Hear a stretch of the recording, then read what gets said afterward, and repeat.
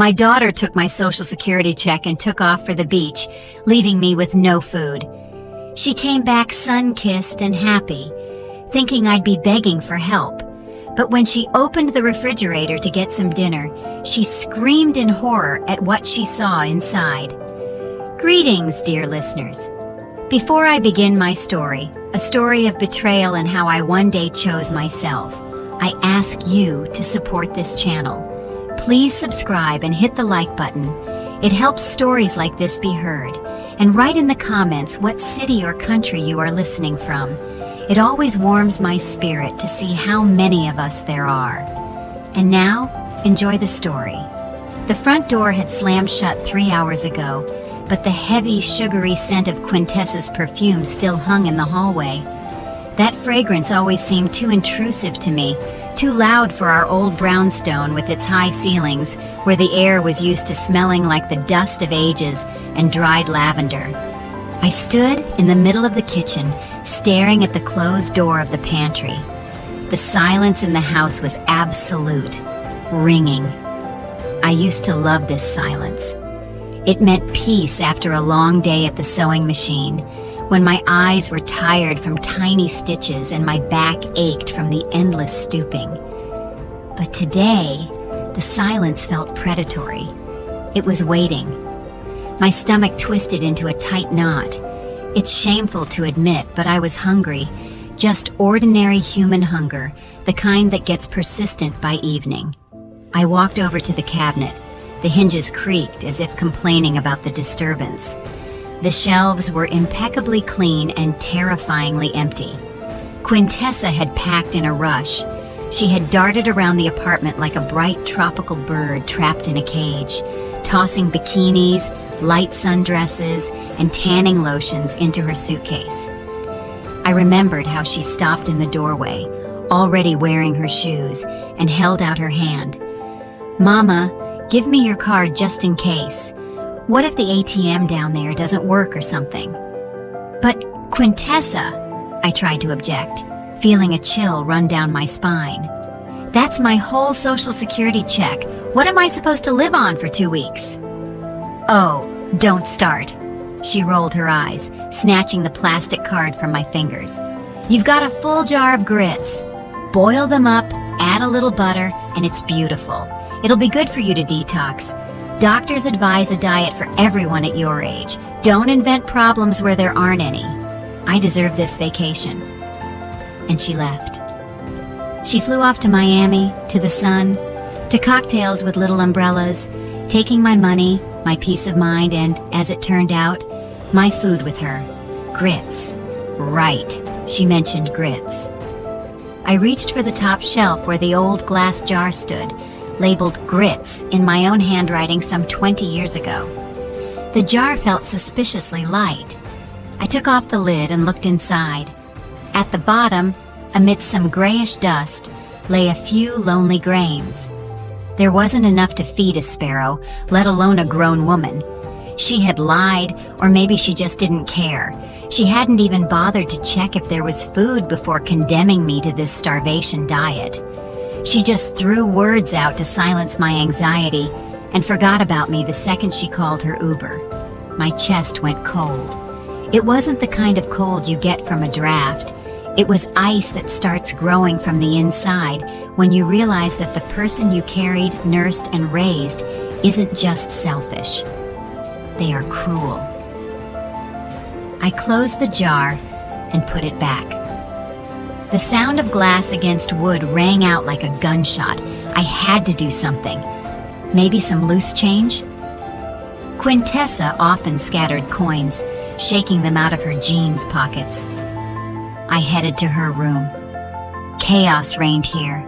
Clothes were strewn on chairs, open tubes of lipstick on the vanity, crumpled receipts on the floor. I started methodically searching the surfaces. Under a stack of glossy magazines, nothing. In the jewelry dish, empty. My gaze fell on a crumpled piece of paper, carelessly thrown at the trash bin, but missing the mark. I bent down and picked it up.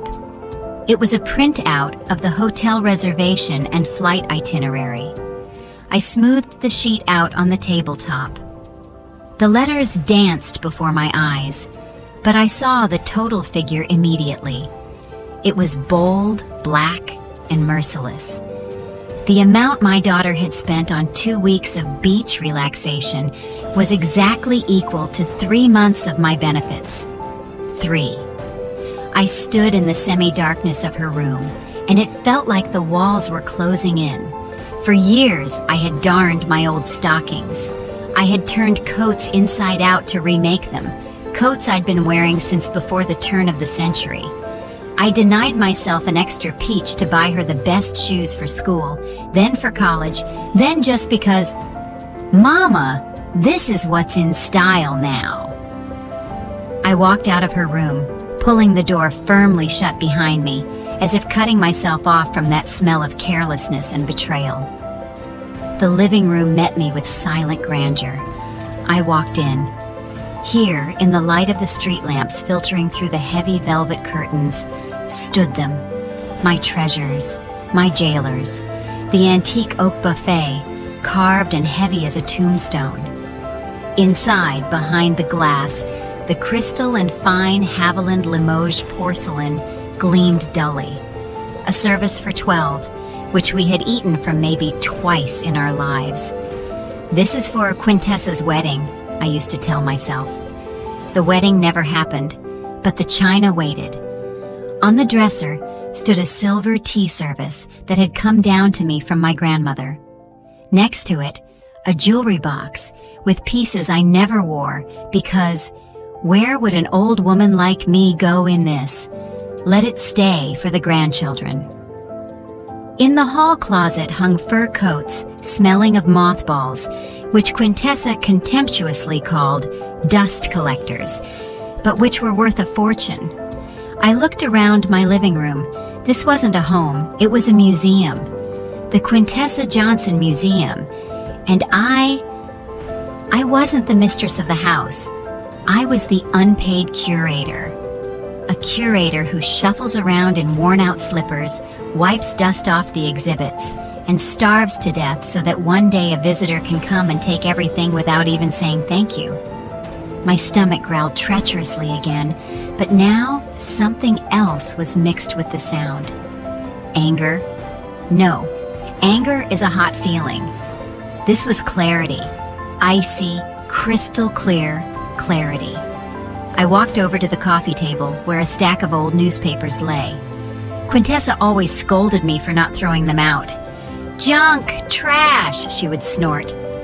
But I knew that in the classified section, there was something I needed. I had seen the ad a week ago, circled it in pencil, just because, out of habit, never admitting the thought that I might need it. I sorted through the papers. There it was, the City Chronicle, the page with private ads. The red pencil circle was barely visible in the dim light, but I knew what it said. Mr. Alistair Sterling.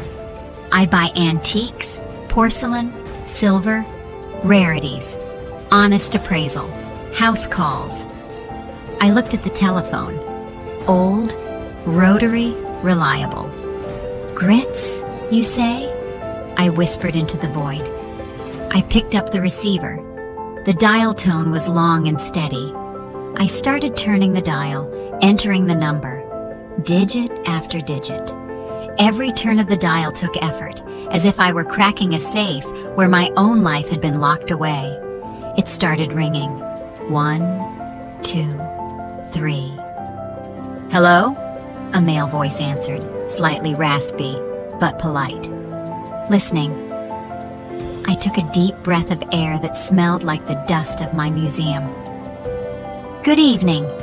My voice sounded unexpectedly firm, even to myself. Is this Mr. Sterling? My name is Eulalie. Do you buy sterling silver flatware? I do. Professional interest appeared in his voice. What period are we talking about? I looked at the empty velvet case where the spoon should have been, then shifted my gaze to the buffet. Yes, early 20th century, I said. I want to sell it. Tomorrow. Mr. Sterling turned out to be punctual. At exactly 9 in the morning, the doorbell sliced through the silence of the brownstone, making me flinch. I hadn't slept all night, sitting in the armchair opposite the buffet like a sentry guarding treasures before surrendering them to the enemy. But the enemy was no longer poverty. The enemy was my own submissiveness. I opened the door. On the threshold stood a man of about 60 in a neat gray overcoat and wire-rimmed glasses. He looked intellectual, black, distinguished, but his eyes, keen, observant, betrayed a man used to appraising not just things, but people.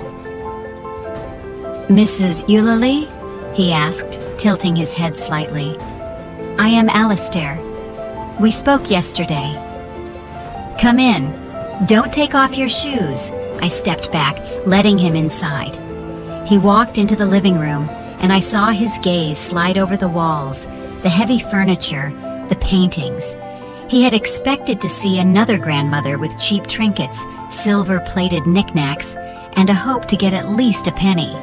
But when he saw the furnishings, his eyebrows rose ever so slightly. "You have an interesting home," he noted cautiously. "This isn't a home," I replied dryly. "It's a storage facility." I walked to the sideboard and took out the heavy case lined with worn velvet. The latch clicked. I threw back the lid. On the dark green lining lay 12 silver spoons. They were massive, with intricate engraving on the handles. The monograms of my great-grandparents intertwined with grapevines. Quintessa adored them. She often took out this set, stroked the cold metal with her fingers, and said, "When I get married, Mama, we'll eat cake with these on our anniversary." This was her dowry, a dowry she hadn't even bothered to take with her while leaving to burn through my money. Mr. Sterling put on white cotton gloves, took a loop from his pocket, and leaned over the table. Silence hung in the room, broken only by his breathing and the soft clink of metal as he carefully turned a spoon. "Gorham Chantilly pattern," he murmured more to himself than to me. "Early production. The condition is marvelous. These have hardly been used." "Never," I corrected. "They were admired." He straightened up, took off his glasses, and looked at me with new interest. "A rare and expensive item. Usually, in these cases, they offer the scrap price, but that would be sacrilege. I can offer you..." He named a sum. The sum was impressive. It equaled 5 of my monthly checks. A month ago, I would have fainted from happiness. I would have grabbed that money and hidden it under the mattress for a rainy day. But today, something different woke up inside me. Years spent at fabric markets, where I haggled for every inch of silk for my clients to save them a dime, suddenly made themselves known. "No," I said firmly. Alistair blinked. "Excuse me?" "This is Gorham, early period," I repeated his words, looking him straight in the eye. "A full set in the original case without a single scratch. You will sell these to a collector for 3 times what you offered me. I'm not asking for the market price, Mr. Sterling. I'm asking for a fair dealer's price." I named my figure. It was 40% higher than his offer. He chuckled. Wrinkles gathered at the corners of his eyes. "You, Mrs. Eulalie, are not as simple as you seem." "Life teaches you," I parried. "All right, we have a deal." He paused for another second, weighing whether to haggle, but apparently realized that before him stood not a desperate old lady, but a business partner. "Deal." 10 minutes later he left, taking the case with him, and I remained standing in the middle of the room, clutching a thick stack of bills in my hand. My heart was pounding somewhere in my throat. It wasn't fear. It was adrenaline, pure intoxicating energy. I had just sold Quintessa's dowry. I had sold a piece of family history, and I didn't feel a drop of guilt. I felt the weight that had pressed on my shoulders for years become just a little lighter. I didn't hide the money. I put it in my purse, put on my best coat, beige cashmere, kept for special occasions, and walked out of the house. My legs carried me on their own, but not to the usual discount supermarket with yellow price tags and wilted cabbage. I was walking downtown to the Epicurean market. I hadn't been there in 15 years. The prices there bit so hard, it was scary to even look at the windows. But today, I wasn't planning to look. The heavy doors swung open before me, and I was washed over by the smell of fresh baking, coffee, and expensive spices. I walked past the shelves like a queen returning from exile. I didn't look at potatoes. I didn't look for discounts on pasta. I went to the deli counter. "Weigh me out half a pound of prosciutto di Parma, please," I told the clerk, "and some of that Virginia ham." Then came the cheese section. I took a wedge of aged Parmesan and a soft brie with truffles. I grabbed a jar of almonds stuffed olives. I bought a fresh baguette, still warm, crusty, and then I saw them. Peaches. Huge, velvety, filled with sunshine, lying on a woven tray. Out of season, of course. Imported. They cost as much as an airplane wing. "Two," I said. "The most beautiful ones." And finally, the seafood section. Cold smoked salmon, thin slices, translucent in the light, the color of sunset. I walked out of the market with 2 paper bags. They weren't heavy, but they held more life than all my stocks of grits over the last 10 years. At home, I didn't eat in the kitchen on the oilcloth tablecloth. I went into the living room. I took a snow-white tablecloth with handmade lace out of the sideboard. Quintessa forbade me to use it. "You'll stain it, Mama. That's for guests." "Today, I am the guest," I said aloud to the empty room. I spread the tablecloth, took out the best plate from that very service. Thin porcelain with a gold rim. I laid out a silver fork. I still had forks. Knives and dessert spoons were also plentiful. I had only sold the teaspoons. I laid out my purchases. I rolled the slices of ham into rosettes, cut the cheese into cubes. Olives, salmon, warm bread that I broke with my hands, crumbling right onto the tablecloth, and the peach. I bit into it, and sweet juice splashed onto my lips. The taste was incredible. It wasn't just the taste of food, it was the taste of freedom. The taste of the fact that I exist, that I am important, that my body, my stomach, my desires matter. I ate slowly, savoring every bite, washing it all down with black tea from a ceremonial cup. I looked at the blank wall where the calendar hung and realized all these years I had been saving things for a future that might never come. I lived in expectation that someone would appreciate my sacrifice, but sacrifices aren't appreciated. They are used. When I finished, only crumbs remained on the plate. I felt a fullness I hadn't experienced in a very long time, a calm, dignified fullness. I stood up and walked to the sideboard. The place where the spoon case had stood gaped with emptiness. The dust there was slightly lighter, outlining a rectangle. I reached into my coat pocket and pulled out the long receipt from the gourmet market. I carefully smoothed it out and placed it right in the center of that light rectangle, in place of the family silver. On the receipt, amidst the list of delicacies, the word "total" was printed in large letters. I smiled at my reflection in the glass of the sideboard. "Dinner," I whispered. It was just dinner. The week flew by like one long sunny day. I woke up not to an alarm clock to run to the cheap store for discounts, but when the sun touched my pillow. I had croissants with butter for breakfast, not empty oatmeal. And so, as I sat in the armchair with a glass of rich red wine, a Cabernet from 2015, advised by the sommelier at the wine boutique, the phone rang. The ring was harsh, demanding. I knew who it was without even picking up. Only Quintessa knew how to call, as if the telephone should apologize for not ringing sooner. "Hello!" I brought the receiver to my ear, not setting down my glass. "Mama!" My daughter's voice burst into my silence. In the background, the ocean roared, seagulls screamed, and some rhythmic music played. "How are you doing there? Still alive?" There was so much feigned concern in her voice, mixed with blatant superiority, that the wine seemed sour for a moment. "Alive, Quintessa, quite." "I was thinking," she spoke loudly, shouting over the surf. "You're probably bored there alone and hungry. You boil that grits, but add more water. It's more filling that way. Old Grandma's recipe, remember?" I took a sip of wine. The velvety taste returned, washing away the bitterness of her words. "I'm managing," I answered calmly. "Don't worry." "Oh, come on, don't put on a brave face," she chuckled. "I know you've got nothing to eat there, but it's okay. Hold on for another week. By the way, I saw a fridge magnet for you shaped like a dolphin. If, of course, you don't run up the electric bill while I'm gone. Because I know you'll forget to turn off the light in the bathroom, and I'll have to pay for it later."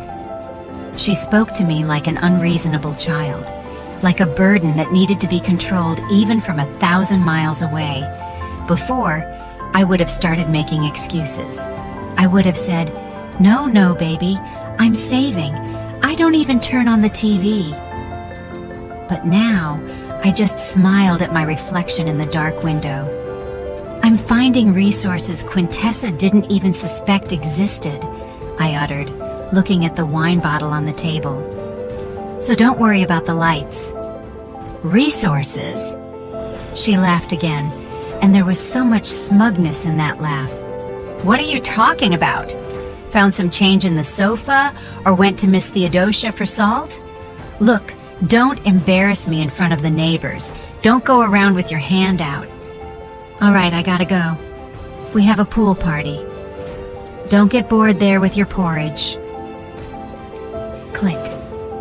She hung up, confident in her complete, undivided power over me.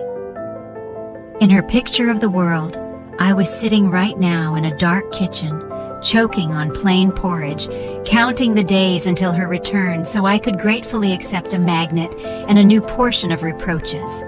She thought she had broken me, that the hunger training was successful. I finished the wine, feeling the warmth spread through my body. "Pool party," I repeated, placing the empty glass on the table. "Well, I have my own plans too." I picked up the notebook lying next to the phone. On the open page, a time was already written down. Tomorrow, 11 o'clock sharp. Alistair S. I had planned to sell the wardrobe. That huge oak closet in the hallway that took up half the passage and always snagged my sleeves with its carved corners. It was antique, expensive, but I hated it. It was a dark spot that absorbed light. But after the conversation with Quintessa, I changed my mind. The wardrobe, that's too much hassle. Movers, noise, dust. I wanted something elegant, something that would hit her just as painfully as her words about watering down the grits. I got up and went to the dresser in the bedroom. There, in the top drawer, lay another jewelry box. Smaller. I opened it. On a velvet cushion lay a brooch, an antique gold piece in the shape of a twig with leaves, studded with small diamonds, and a large dark ruby in the center. This ruby burned like a drop of thick blood. Quintessa adored this brooch. She never asked for permission, just took it when she went on a date or an office party. "Mama, it's vintage. It's all the rage right now," she would say, pinning the brooch to the lapel of her blazer. She considered this thing hers, just like the apartment, just like me. I took the brooch in my hands. The stone was cold, but quickly warmed up in my palm. I remembered how Quintessa once lost the clasp from it and didn't even apologize. "Well, fix it, you're a seamstress," she tossed out then. And I fixed it. Tomorrow, Mr. Sterling would come to appraise the wardrobe, but he wouldn't leave with it. In the morning, the antique dealer was precise as always. "Good morning, Mrs. Eulalie," he smiled, tipping his hat. "Ready to part with the giant in the hallway?"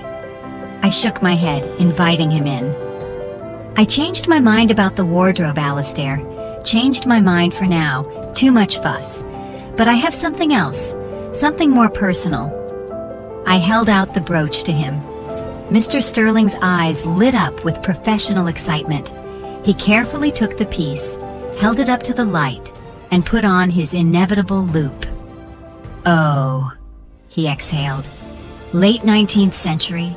St. Petersburg work, perhaps?" "No, likely New Orleans Creole craftsmanship. The ruby is natural, unheated, very deep color, and old mine-cut diamonds. This is a piece with character." "How much?" I asked. He named a price. It was twice as high as for the spoons. It was money one could live on comfortably for 6 months, or treat oneself to 2 weeks of paradise. "It's yours," I said.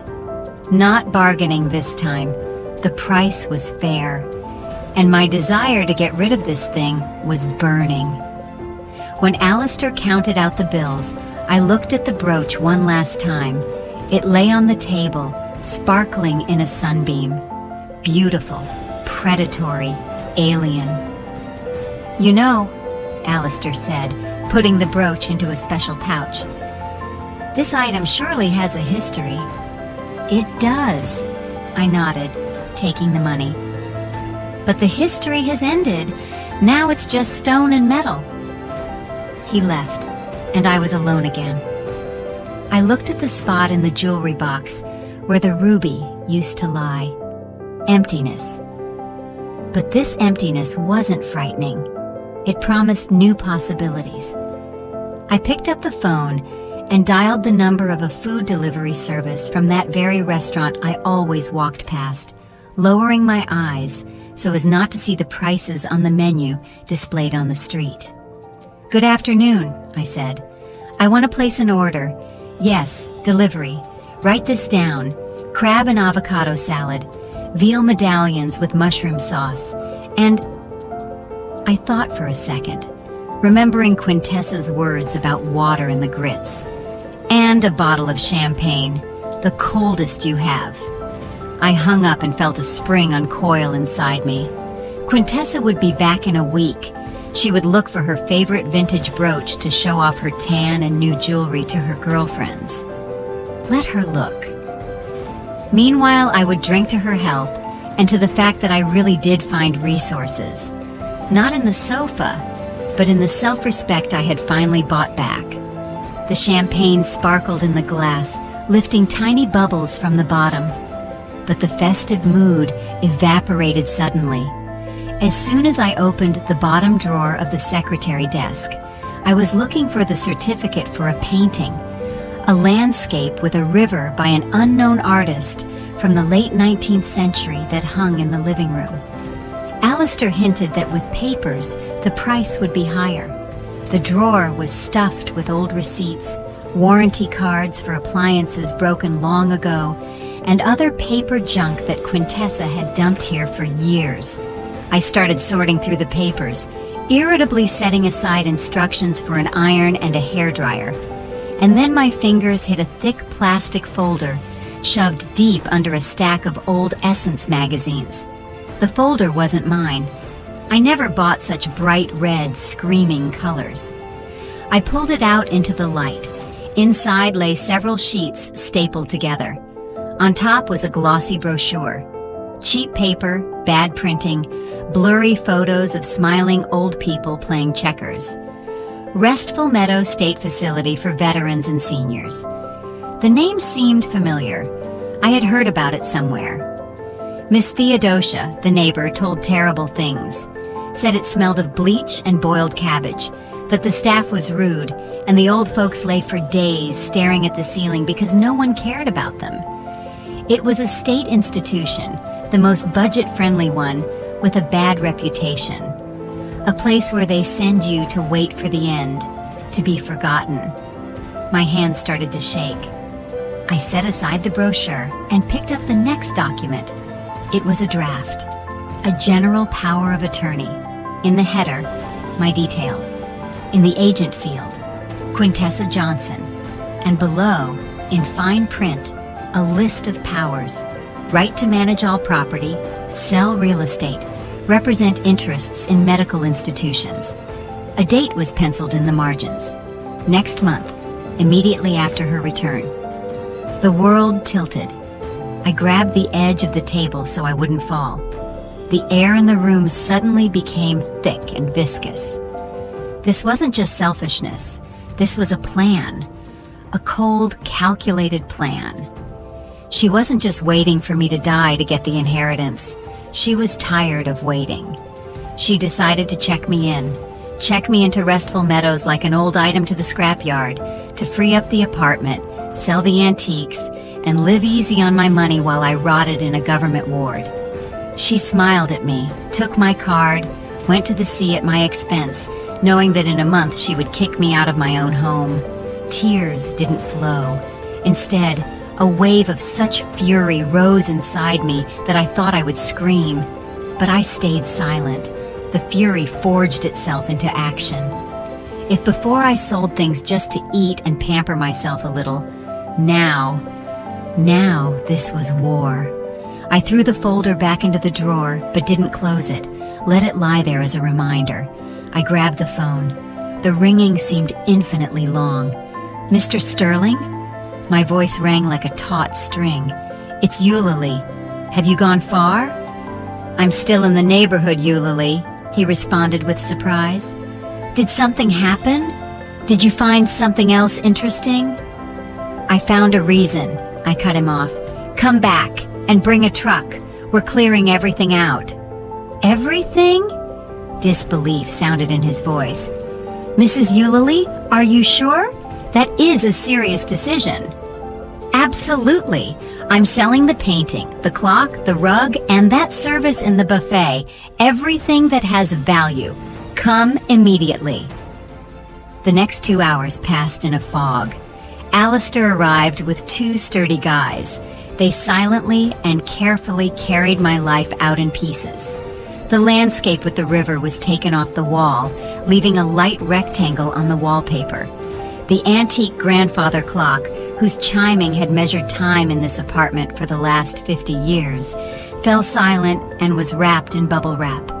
The Persian rug, worn but still luxurious, was rolled into a heavy cylinder. I stood and watched the room empty. With every item carried out, it became easier to breathe, as if they weren't carrying out furniture, but stones from my soul. The apartment was becoming spacious, light, and mine. No longer a museum, just a dwelling. Alistair wrote checks and counted out cash. The sum grew. It was becoming obscenely huge for a pensioner. Are you sure you won't regret this? He asked quietly, as the movers carried out the last box of porcelain. I will regret only one thing, Alistair, I replied, looking at the empty wall. That I didn't do this sooner. When the door closed behind them, I was left alone in the echoing hallway. In my hands was a bag stuffed with money, a real fortune. I didn't delay. First, I called a cleaning company. I need a deep clean, washing windows, walls, floors, everything completely, so that not a speck of dust remains, so it smells of freshness, not old age. Can a crew come today? I'll pay double. The dispatcher on the other end choked, but quickly agreed. Then I opened the website of an elite gourmet boutique, the kind that delivers groceries to stars and moguls. I scrolled through the catalog without looking at the prices. Black caviar, beluga, jars of 4 ounces, 8 ounces, add to cart. Truffles, white seasonal, add to cart. Foie gras, whole duck liver, add to cart. Vintage champagne, Dom Perignon. Exotic fruits, dragon fruit, mangosteen, papaya, add to cart. Cheeses, cured meats, handmade chocolate. I clicked and clicked until the order total exceeded the cost of my annual maintenance at that Restful Meadows nursing home. Delivery today, I told the operator, confirming the order, as soon as possible. By evening, the apartment shone. The windows were crystal clear, letting in the setting sun which now flooded the empty living room with golden light. It smelled of expensive cleaning products and lilies. I ordered a huge bouquet just because, for beauty. The courier rang the doorbell. He wasn't alone. There were two of them, struggling to carry huge thermal boxes. We went into the kitchen. The refrigerator, an old reliable Kelvinator that hummed like a tractor, stood in the corner. I threw open its door. Inside was empty and clean. Only a lonely bulb illuminated the white shelves. "Load it up," I commanded. The couriers exchanged glances but started working. Blue tin jars of caviar stood in neat rows on the top shelf. Next to them lay blocks of golden butter and packages of truffles. The middle shelf filled with cheeses and meat delicacies. In the vegetable drawer, instead of the usual carrots and beets, bright alien fruits now showed off. Bottles of champagne lay on their sides, taking up the special rack. The fridge was filling up. It was becoming heavy, dense, saturated. The shelves sagged barely noticeably under the weight of luxury. There was enough food here for a company of soldiers, if those soldiers ate exclusively delicacies. "Anything else?" the courier asked, wiping sweat from his forehead. "Yes," I said. "Try to squeeze that box of Belgian chocolates onto the door." When they finished, the fridge was packed to the gills. There wasn't room for even a matchbox. This wasn't a refrigerator. It was Alibaba's cave, only edible. I paid, gave a generous tip, and closed the door behind them. I walked to the fridge, grabbed the handle, opened it. The light of the bulb reflected in the gold foil of the champagne and the glossy sides of the caviar jars. The cold air smelled not of soup and medicine, but of wealth. I stood and looked at this abundance. This was my answer, my shield, my sword. Quintessa wanted to send me to the scrap heap to get an inheritance? Well, the inheritance is now here, in this fridge, chilled and ready for consumption, but not by her. I closed the door. The click of the latch sounded like a verdict. The wait wasn't long. 2 weeks of silence ended exactly at noon, when a key scratched in the lock. I was sitting in the kitchen with my back to the hallway, drinking tea or coffee.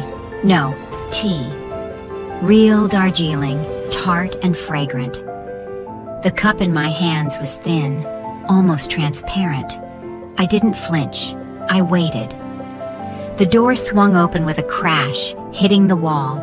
The noise of the street, the smell of airplane fuel and hot asphalt burst into the apartment. "Mama, I'm home," Quintessa's voice boomed like a victor's fanfare. "I hope you've humbled yourself enough to apologize for your behavior before I left. I'm tired from the trip and don't want to listen to your whining." The sound of heavy suitcase wheels dragging across the parquet floor followed. She entered, expecting the usual semi-darkness, the smell of medicine, and my hunched figure rushing to meet her with slippers in hand. She expected to see her victim, broken, hungry, and guilty. But instead, she was met by a smell. Not of mustiness, but of fresh lilies, a huge bouquet of which stood in a vase on the floor, and the subtle trail of my new perfume, sandalwood and jasmine. Quintessa froze on the threshold. I heard her sniffing the air, trying to understand what was happening. "What is that smell?" she asked suspiciously. "Did you spill air freshener or something?" She took a step forward and suddenly stopped. The sound of her heels was too echoing. "Wait." A note of confusion slipped into her voice. "Why is it so spacious in here?" She looked around. Her gaze slid over the floor where the heavy Persian rug, which always collected dust, was no longer. She looked at the corner where grandfather's floor clock used to stand, its ticking driving her crazy in childhood. Now it was empty there, just a clean, light wall. "Mama," she called out, quieter now, but immediately shook her head, driving away the strange feeling of wrongness. "Okay, we'll figure out later where you shoved everything again. I'm hungry as a wolf. They fed us some garbage on the plane. She dropped her purse right on the floor and marched decisively toward the kitchen. I didn't even turn around. I just took another sip of tea and placed the cup on the saucer. Clink. The sound was quiet, but distinct. Quintessa walked into the kitchen. She was tanned to redness. Her nose was peeling. She was wearing a bright sundress with a floral print that looked alien in this strict, clean kitchen. "So, what do we have?" she asked aggressively, not really greeting me. "I bet you didn't cook anything except your porridge. I could eat a sandwich right now, even with butter, if yours hasn't gone rancid." She walked past me like I was furniture. I sat straight, squaring my shoulders in a new silk robe of emerald color. But she didn't notice the robe or my calmness. She was led by hunger and the habit of commanding. She walked up to the refrigerator. Her hand with chipped nail polish reached for the handle. She had already taken a breath to start a tirade about what a bad hostess I was, how tired she was of carrying everything on her shoulders, and how empty our fridge was. "Open it," I said quietly. Quintessa didn't hear or didn't pay attention. She yanked the door toward herself with such force, as if she wanted to rip it off. The door flew open, the light flared up, and Quintessa screamed. It wasn't a cry of pain. It was a yelp of pure animal terror and misunderstanding. She recoiled as if she saw the head of Medusa, the Gorgon, inside. Before her, tightly packed from bottom to top, lay her inheritance. At eye level towered neat stacks of blue tin jars. Black caviar, beluga, the most expensive, the rarest. There were many of them, dozens of jars shining under the electric light. Lower down, on the shelf where cabbage usually rotted, lay misted bottles of Dom Perignon. Labels with vintage years looked at her with silent reproach. Wheels of blue cheese wrapped in craft paper. Truffles looking like precious stones in special glass flasks. Bright pink sides of dragon fruit. Yellow mangoes. Purple mangosteens. A riot of colors this kitchen had never seen. On the door, instead of ketchup and mayonnaise, crowded boxes of Belgian chocolates and jars of foie gras. The fridge was bursting. It groaned with abundance. It was a feast during a plague. But the plague was the poverty I had banished. Quintessa stood with her hands pressed to her mouth. Her eyes were wide open, shock splashing in them. She shifted her gaze from the caviar to the champagne, from the champagne to the truffles. Her brain refused to process the information. A poor pensioner who was supposed to be boiling grits in water could not have the refrigerator of an Arab sheikh. "What?" she squeezed out. Her voice broke into a squeal. "What is this?"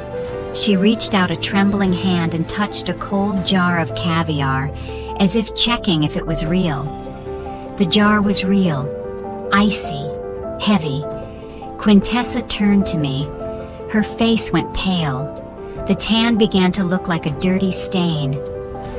"Mama, where from?" I slowly turned my head and looked at her. There was no fear in my eyes, no love, only calm.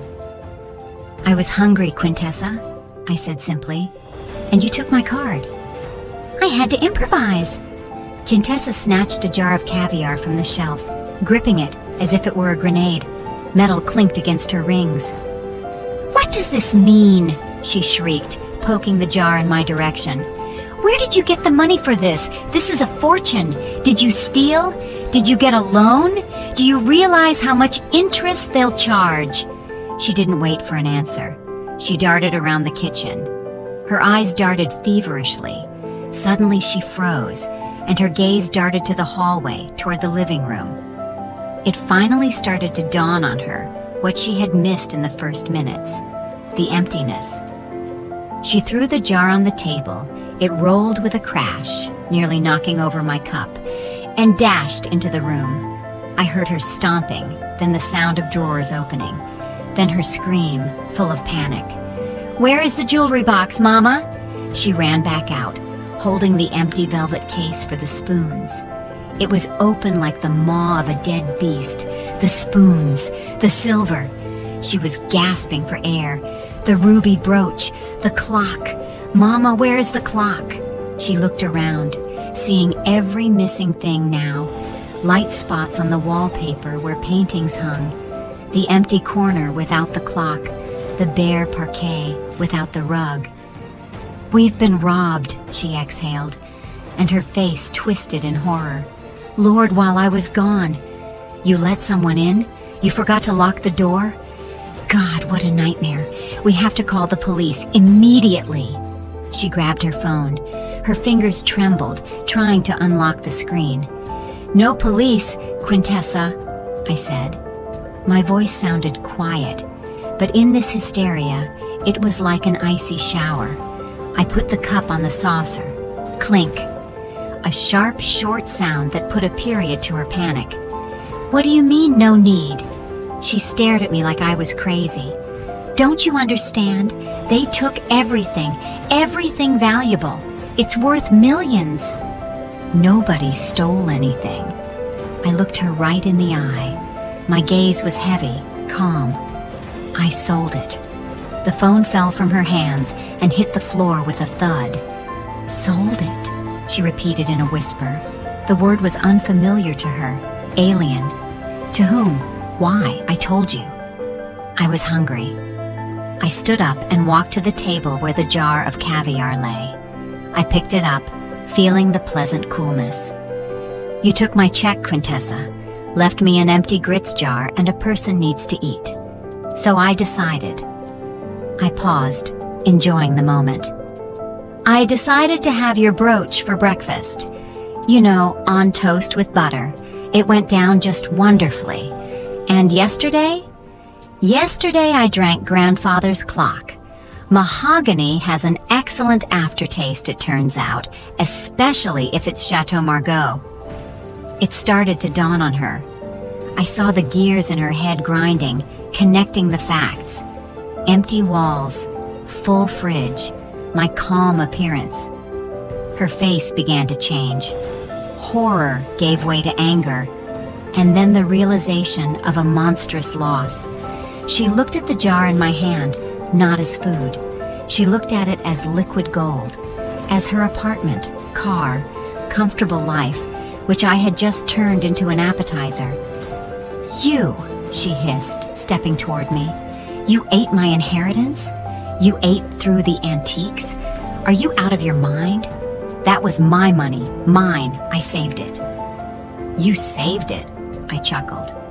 You didn't even wipe the dust off it, Quintessa. You just waited for me to vacate the premises. You're crazy, she screamed. Senile old woman, how could you? It's a family heirloom. It's memory. Memory? I interrupted her. Memory of what? Of how we lived in poverty, sitting on chests of gold? No, daughter, they were just things, and they fulfilled their final purpose. They fed the mistress. Quintessa rushed to the refrigerator. She was shaking. I'll save at least something, she shouted, grabbing everything she could from the shelves. This can be returned, sold back. I won't let you devour this. She grabbed 2 jars of caviar and a bottle of champagne, clutching them to her chest like rescued children. Give it back, she barked, seeing that I wasn't moving. It's mine. I'll take it back to the store. Do you have the receipt? I looked at her, at this grown woman acting like a greedy child, at her tanned face distorted by greed. And nothing remained in me but disgust. I walked right up to her. She backed away, pressing her back against the open fridge door. Put it back, I said. No, she squealed. It's money. It's my money. Then I slapped my palm on the table. Bam! The sound was crisp, commanding. The cup jumped on the saucer. Put it back. My voice became steel, commanding. I had never spoken to her in such a tone, even when she was little. That is my dinner, and you have no money, remember? You spent it all on the beach." Quintessa froze. She had never seen me like this. She was used to Mama Mouse, Mama Shadow, and now before her stood the mistress. She tried to object, but the grip of her fingers loosened.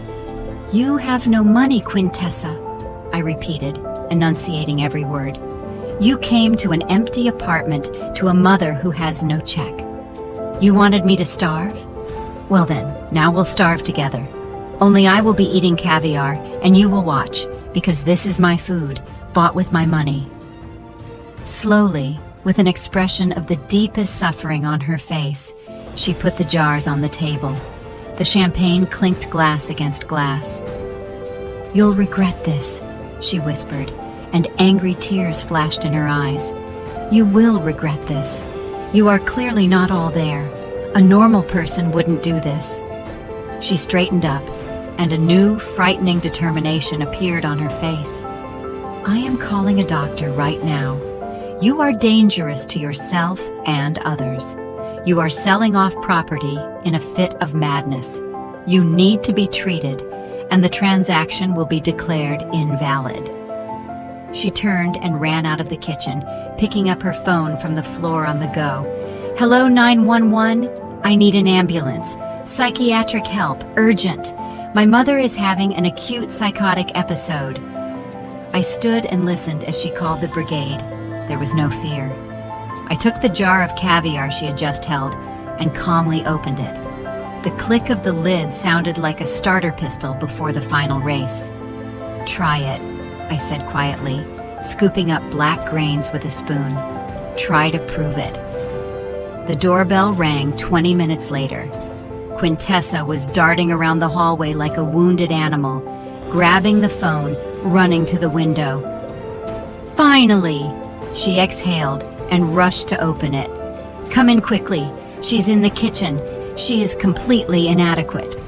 But on the threshold stood not orderlies in white coats. Standing there was Miss Theodosia, our upstairs neighbor in her invariable floral housecoat, and looming behind her back was Alistair Sterling. He had come to pick up the last box of books we had agreed upon this morning. "Quintessa?" Miss Theodosia blinked in surprise, looking at the disheveled daughter. "What's all the screaming? I thought there was a fire, and this gentleman rang too." "Miss Theodosia, you're a witness." Quintessa grabbed the neighbor by the arm and dragged her into the apartment. "Mama has lost her mind. She sold everything clean out. Furniture, silver, paintings. She bought some food with that money and is sitting there eating. It's senile psychosis. I read about it. She doesn't know what she's doing. I need confirmation to annul the deals. You saw, she was always strange." Quintessa dragged the neighbor into the kitchen where I sat at the table, spreading butter on crisp toast. I was calm. I was wearing the same elegant emerald robe, my hair neatly styled, and light makeup on my face, which I hadn't done in 10 years. Miss Theodosia froze in the doorway. She expected to see a mad old woman in rags scattering money, but saw a woman who looked better than she had in the last 20 years. "Eulalie?" the neighbor asked cautiously. "Quintessa says, are you sick?" "I am healthy, Theodosia." I smiled at her and gestured for her to enter. "Would you like tea? Earl Grey, and a sandwich with caviar. Real caviar." Theodosia's eyes widened when she saw the table. "With caviar?" she repeated weakly. "She doesn't understand," Quintessa yelled, stomping her foot. "Don't you see? She blew a fortune on delicacies. This is a clear sign of dementia, loss of financial control." At that moment, Mr. Sterling entered the kitchen. He coughed delicately. "Pardon me, ladies, the door was open." Quintessa pounced on him like a hawk. "And you? You're a scammer. You took advantage of the helpless state of an elderly person. I will sue you. You will return all the things. My mother is incompetent." Mr. Sterling didn't even wince. He calmly placed his briefcase on a chair, took out his glasses, and put them on. "Incompetent?" he repeated softly. "Allow me to disagree. I have been in the antique business for 40 years. I have seen many sellers, and I can assure you, your mother is one of the most astute and tough negotiators I have met. He pulled a folder of documents from his briefcase. Here are the bills of sale for every item, signed by Mrs. Eulalie personally. And note, attached to every contract is a certificate from a notary attesting that the seller is of sound mind and memory. We arranged this specifically, foreseeing such family scenes. Quintessa snatched the papers, her eyes racing across the lines, seals, signatures, notary stamps. Everything was clean, legally flawless. But she gasped, "But she's eating the money. That's not normal." "And what is normal, Quintessa?" suddenly piped up Miss Theodosia. She was already sitting at the table and taking a bite of a $50 sandwich with appetite. "Eulalie saved on you her whole life, wore the same coat for 10 years. And you? Did you ever buy her a chocolate bar? And now, so she sold her own things to eat like a human being, and suddenly she's crazy? You don't understand." Quintessa was on the verge of hysteria. Her plan was collapsing. Her arguments were crumbling to dust. "That was my inheritance. She didn't have the right." "She did," cut in Mr. Sterling, taking the folder back from her. "It is her property, and she disposed of it as she saw fit." Silence hung in the kitchen. Quintessa stood in the middle of the room, red, sweaty, humiliated. Everyone was looking at her, me with icy calm, Alistair with professional indifference, Theodosia judgingly chewing a sandwich.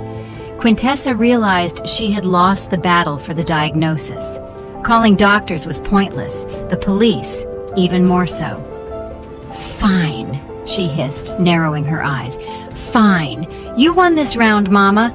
Ate everything, good for you. But we still have to live. And when you run out of your delicacies, who will hand you a glass of water? Me? Don't count on it. I won't forgive you for this. I live here and I will turn your life into hell. You'll regret not dying of hunger." She turned to leave, to slam the door. She thought she had one last trump card left. Her presence, her youth, her ability to bully me in my own home. "Stop," I said. I didn't raise my voice, but there was something in it that made her stop. I slowly pulled out the table drawer, the very one where I had moved the finds from her room. "You are so worried about my future, Quintessa, about who will hand me a glass of water, about where I will live when I get really old." I took out the red brochure, Restful Meadows State Facility, and the draft of the power of attorney. Quintessa paled so abruptly, it was as if all the blood had been drained from her. She recognized these papers. "Where from?" she whispered. "I was looking for change," I said, standing up. "Remember, you told me to look for loose change. I found this." I threw the brochure on the table. It slid across the smooth surface and stopped right in front of her. Smiling old people looked at her from cheap, glossy paper. "You plan to check me in there in a month?" I said. It wasn't a question, it was a statement of fact. "You wanted to sell the brownstone, take the money, and send me to die in a government ward smelling of bleach," Miss Theodosia gasped, covering her mouth with her hand. Mr. Sterling frowned, looking at Quintessa with open disgust. "Mama, that's not what you think," Quintessa began to babble, retreating toward the door. "It's just in case. It's a good sanatorium." "Shut up," I interrupted her. "I know what kind of place that is, and I know what a power of attorney is." I walked right up to her. "You were so worried about housing for the elderly." I took the brochure and put it into her limp hand. "Take it. Keep it for yourself. It will come in handy when you get old." "What?" She blinked uncomprehendingly. "Because you won't live here anymore," I said quietly and firmly. "Get out. "You can't kick me out," she screeched, finding her voice. "I'm registered here. This is my home." "This is my apartment," I said, "and I changed the locks this morning. Your keys don't work anymore. And your things?" I nodded at the suitcase that still stood in the hallway. "Your things are already packed. You didn't even unpack." "I'll call the police. I'll sue." "Sue?" I shrugged. "But while the court is dealing with it, you have nowhere to live. And if you try to break down the door, Mr. Sterling is a witness that you threatened me with physical harm. And Theodosia too." I looked at the neighbor. She nodded decisively, setting aside the unfinished sandwich. "I'll confirm it, Eulalie. And I'll tell the beat cop she wanted to dump you in the poorhouse." Quintessa looked at the three of us, at the united wall against which her greed had smashed. She realized this was the end. She grabbed her suitcase. "Damn you all!" she shouted, breaking into a squeal.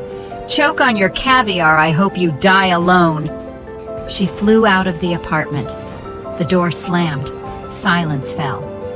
Mr. Sterling coughed delicately. "I should probably go, Mrs. Eulalie, I will pick up the books tomorrow if you permit. Today it seems you need to rest." "Thank you, Alistair." I nodded. "Come tomorrow." When he left, and Miss Theodosia, still gasping and lamenting, went to her place, finishing the sandwich on the go, I was left alone. I walked to the door and locked the deadbolt. Click, click. I leaned my forehead against the cool metal of the door. My heart beat steadily. My hands didn't tremble. I returned to the kitchen, picked up the jar of caviar Quintessa had tried to save. It was warm from her hands. I put it back in the fridge on the shelf next to the champagne. "Cold is tastier," I said aloud. Ahead was the evening, and a whole life, my life. 2 weeks passed, and the air in the apartment changed. It stopped being stale, infused with fear and the dust of the past. Now a draft walked here, light, fresh, smelling of autumn and change. I stepped out onto the balcony, pushing the door with my hip. In my hands was a tray with a steaming cup of coffee and a sandwich on a crispy baguette with a thick layer of cream cheese and slices of red fish. On my shoulders lay a new wool shawl, soft terracotta color, warm as an embrace I had missed so much. I bought it with money from the sale of an old fur coat, the very Persian lamb one I had saved for 20 years and which turned out to be eaten by moths. Funny to think, moths ate my coat, and I ate empty porridge to save the coat for the moths. The circle closed, and I broke it. I sat in the wicker chair. Quintessa was gone. She disappeared from my life like a bad dream, leaving behind only silence. After that scene, she tried calling, threatened, cried, knocked on the door. But I told her through the closed door just one phrase. "One more call, Quintessa, and I sell the apartment. I'll move to a small studio by the sea, and I'll drink the money away or donate it to a cat shelter. Decide for yourself." The threat worked. The apartment was the last bastion, the last hope for an inheritance, and she was afraid to lose that too. She went quiet, dissolved into the big city, renting a room somewhere, and hoping to learn to live on her own money. I looked back at the room through the balcony glass. It was almost empty. No bulky wardrobes, no dark corners, just light, space, and the few things I really liked. My favorite floor lamp, a comfortable armchair, books. I was no longer the museum curator. I was the resident, the mistress. I picked up a glossy brochure from the table. Mountain Spring Spa Resort. Photos of snowy peaks, hot springs, and happy people wrapped in white robes. A month. I could afford a whole month there. The money from selling the silver spoons and that awful rug I hated burned a hole in my pocket, demanding to be turned into memories, not things, into life. I brought the sandwich to my mouth. Fresh bread crunched, the salty taste of fish mixed with the sweetness of butter. I closed my eyes and started chewing. The taste was familiar, strange, but I knew exactly what this taste was. It was the taste of those diamond earrings my husband gave me for my 30th birthday. They were heavy, pulling down my earlobes, and I wore them only on holidays, afraid to lose them. I hated their cold heaviness. Now I was eating them, and they were delicious. I took a sip of coffee. It was bitter and hot, like the tears I didn't shed when I found the documents for the nursing home. I smiled broadly, sincerely, turning my face to the autumn sun. This was the taste of freedom, the taste of the fact that I owe nothing to anyone, the taste of the fact that my life belongs to me until the last breath, until the last penny, until the last crumb. I took another bite, and this bite was the most delicious in my life. That is the story, my dear listeners. A story about how one day the cup of patience overflows and a person makes a choice in favor of themselves. What do you think? Did Eulalie do the right thing? After all, essentially she deprived her daughter of an inheritance. In our society, it is accepted that parents must give everything to their children down to the last shirt. But where is the line when sacrifice turns into encouraging parasitism? Quintessa didn't just live off her mother. She planned to betray her in the cruelest way. Did she deserve such a lesson? Or was Eulalie too cruel, kicking her own daughter out onto the street? I am very interested in your opinion. Do we often turn our own lives into a museum for someone else, putting off joy for later, for a rainy day that might never come, or for a bright future for children who don't appreciate it? Write in the comments if you have had similar situations. Could you act as decisively as our heroine? If you liked this story, if it touched the strings of your soul, please like this video. It is very important to us. Subscribe to the channel so you don't miss new stories. We have many more stories in store about strong people and difficult fates. And of course, share this video with friends. Perhaps someone right now really needs to hear exactly these words. You owe nothing to anyone except yourself. Did you like the story, and which city are you listening from? Thank you so much for your sweet support. I'm looking forward to your comments on the story. On the screen, you can see 2 new life stories that I highly recommend. There's so much more on my channel. Don't forget to subscribe. See you in the next life story. With love and respect.